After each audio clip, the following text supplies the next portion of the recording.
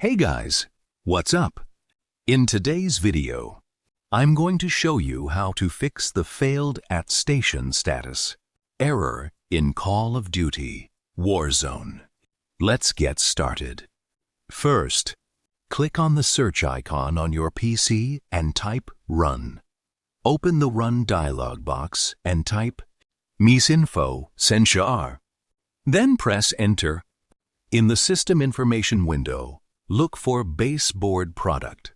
This will show your motherboard model. In my case, it's B450 Gaming Plus. Make sure to remember it or write it down. Next, open your browser and go to YouTube. Search for your motherboard model followed by Secure Boot. For example, I would search for B450 Gaming Plus Secure Boot.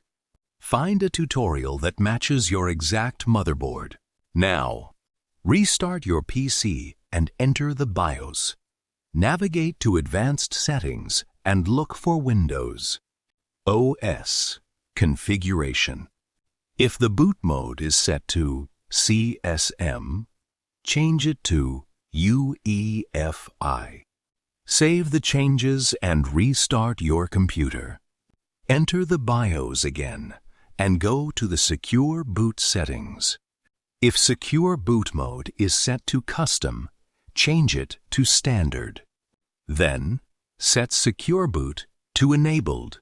Save the settings one more time and restart your PC.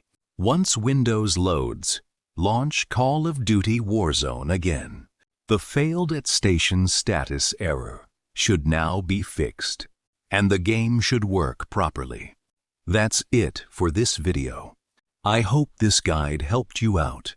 If it did, don't forget to leave a like. Subscribe to the channel and comment down below. Thanks for watching, and I'll see you in the next one. Bye, everyone.